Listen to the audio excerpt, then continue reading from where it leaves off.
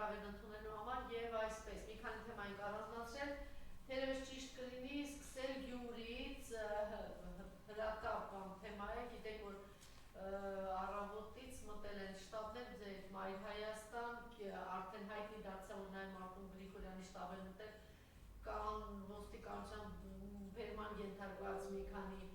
անձինք, այնպես որ չգիտեմ, սա վախի դրսևորում է թե վախեցնելու, որովհետև ներքին ինֆորմացիա կա, որ բոլոր հարցումները ցույց են տալիս, որ խայտարակ ձախողված վիճակում է ՔՊ-ն, Նիկոլը հետևաբար դիմում է նման քայլերի։ Խնդրեի դրանից հետո նաև մի քանի դատական գործեր կան դրա մասին խոսել եւ անշուշտ պետք է առանձնացնել նաև 3 այդ զարուհելի հայտարարությունը, որ ըստ էության պետականորեն մարդը հայտարարեց, որ ինքը հրաժարվում է ինքը Ղարաբաղյան շարժումից, Արցախյան շարժումից, այն է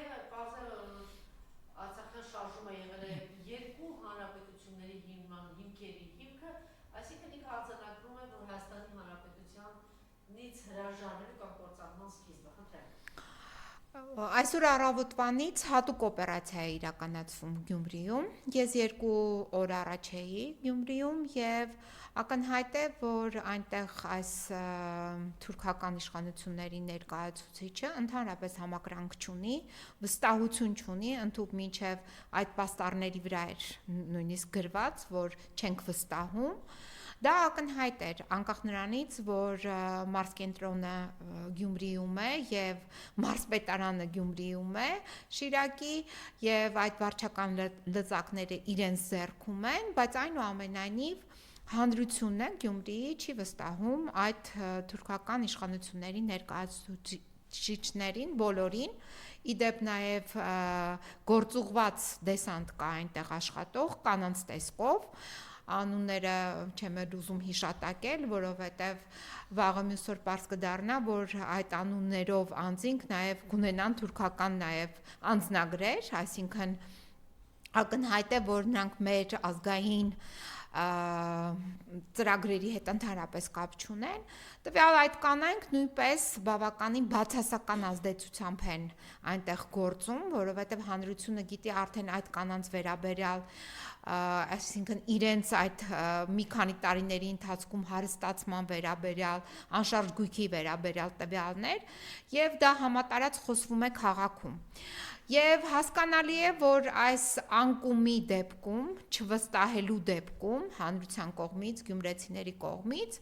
հիմա պետք է սկսվեին այսպիսի մի շրջան, օպերացիայի ներքո, ռեպրեսիաների շրջան, եւ առավոտվանից ներխուժում են նախընտրական շտաբեր, նախընտրական շտաբերի ներկայացուցիչներին ձերբակալում են, տեղափոխում են Երևան, այդ թվում չեն խնայում ոչ կանանց, ոչ տարեցներին, մենք ունենք դեպք, որ Մայր Հայաստան դաշինքի այդ տեխնացուի գրասենյակից, այսինքն դաշինքի ներկայացուցիչների գրասենյակից ըստ էության առևանգել են մի երիտասարդ կնոջ, ով երևի շուրջ 25-ամյա կին է, ունի խնամքին 2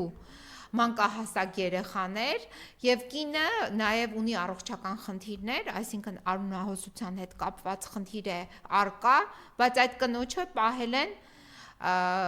կալանավորված վիճակում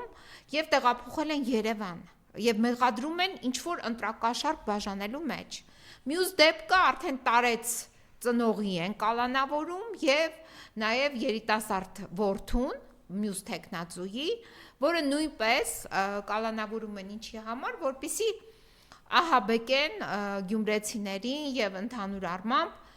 նախապատրաստեն, ասում են, որ վաղը պետք է գլխավոր թուրքը գնա Գյումրի եւ նախապատրաստեն նաեւ գլխավոր թուրքի այդ մասնակցությունը Գյումրիում հատուկ միջոցառումներին։